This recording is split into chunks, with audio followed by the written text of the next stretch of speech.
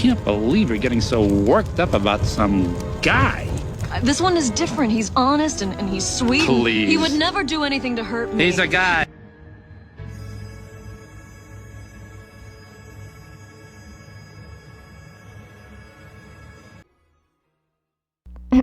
Hello.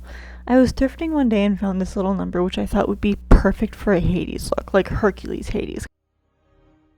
It's got the velvet black, the shiny sequins for a callback to his silver shirt, straps to add a potential skull to, and it's actually a romper but looks like a dress. Sadly, I found it while thrifting, and when I looked it up online, the only sites I could find that showcased it were places like Alibaba or like Shein or however you say them. But I digress. For his shiny collar bits, I knew I wanted to add it on as a reflective piece, and when I was a kid I would always play around with the CDs and DVDs in the sun because I love how they reflected. I had saved a bunch of these CDs from the landfill and decided to dip into that stash. Don't get mad at me for destroying Millie Bobby Brown's father-in-law's merchandise, please.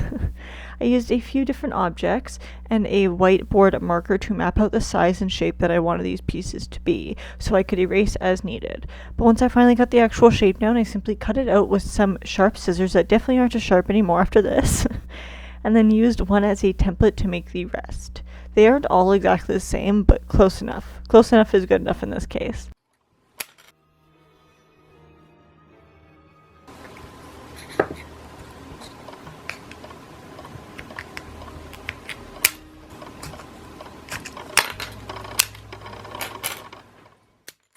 I added these onto the romper dress. I very well could have just glued them on, but I wanted them to be more secure and make things a little bit more difficult for myself, as I do. So I drilled 3 holes in each with a drill bit that actually came with a Dremel. It's so small.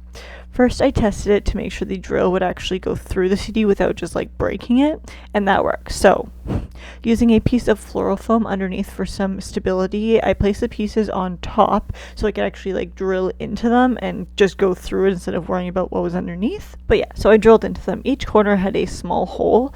I should also note I drilled it from the back to the front in case I messed up and the drill moved, so it wouldn't scratch the reflective surface but rather the non-reflective surface. And I was right to do so, as I did mess up quite a few times.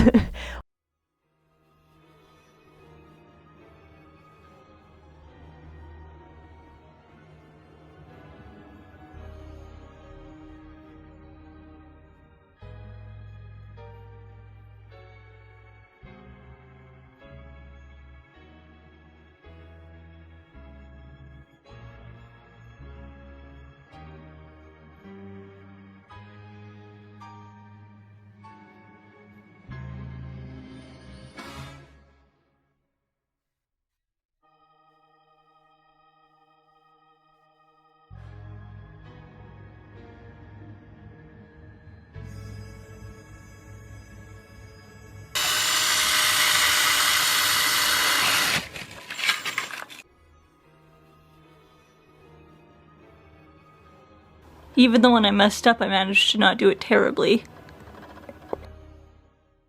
Once those were all done though, I simply used black thread and my needle to hand sew them all in.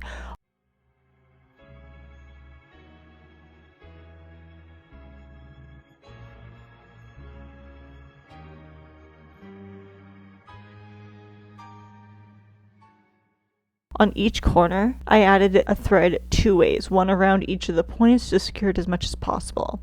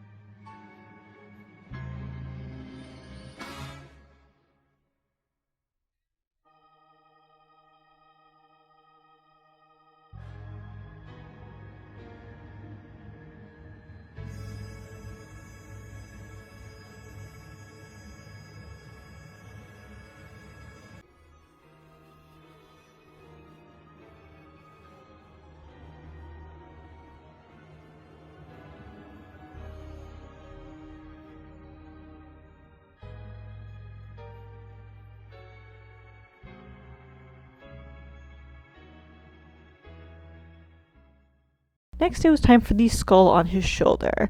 Now, I could have just used polymer clay and made one, but I wanted these for another project as well that you'll see soon enough that needed them to actually be as lightweight as possible, and I figured out why not also try to make this lightweight. I made this skull out of foil and polymer clay, shaped it, and then baked it. Once it was baked and hard to the touch, I made a mold of it, so they would all be pretty much identical. I didn't know if this would actually work, but I gave it a go with some silicone putty, mixing equal parts of A and B and mixing it until it was one solid color. Then pressing the piece into the ball, being sure to get into all the crevasses. I flipped it over and pushed it onto the flat surface on my table as well to be sure that it was as flat and secure as possible. I left that for an hour just to be sure that it was fully cured and then tried my hand at removing the clay piece. Now, I tried multiple mediums to make these. Okay, so that's still intact. I mean, it's not perfect, but it's not too bad at all. The first one that isn't completely baked. First one I used air dry clay with that didn't really work out, so instead I put polymer clay in there. But now, I'm thinking, maybe.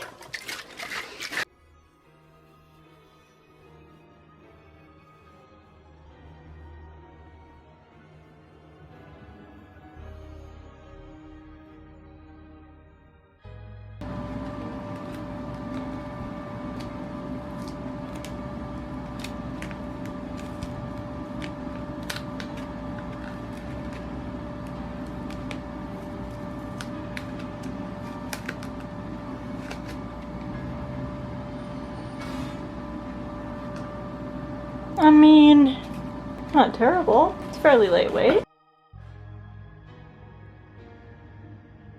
That is so lightweight. I think that might be perfect. Just have to put in less because that's a lot of waste. Once I had my plan, I painted the base coat of white I was not planning on doing, which is why the polymer clay with the blue air dry clay attached to it was such a no-go. But you live and you learn. I decided to add a layer of white paint for basically just a fresh start, to start from scratch and create a better layer to blend everything else onto, which included a medium brown, which I dabbed with a ripped up disposable sponge, and then a black paint to put into all the recesses, like the eyes and then the nose.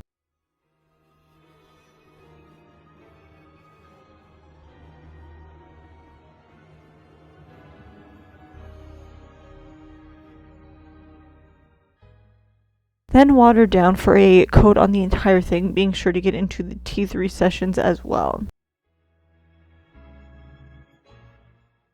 Once the top was done drying, I added a layer of resin onto it to seal it all in. And then once that was cured, 24 hours later, I added some school glue to the back for a sealant. Resin can eat away at foam if you don't use something as like an in-between layer, like a primer or something.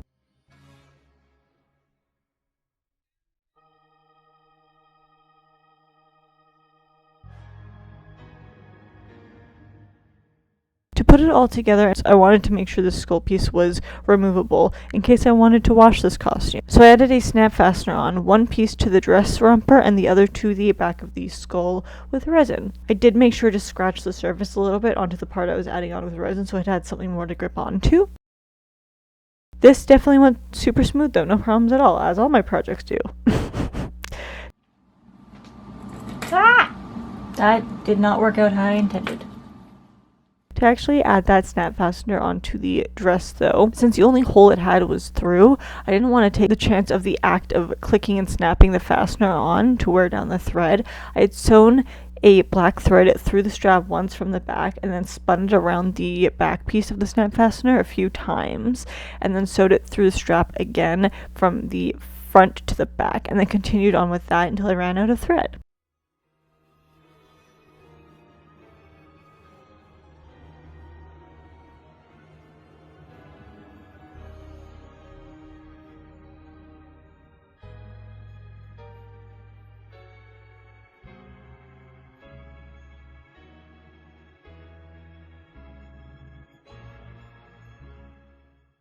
I also used some fabric glue and left it overnight to dry, and just like that, it was done. Hope you guys enjoyed this video, and I'll see you in the next one. Bye guys, happy Halloween!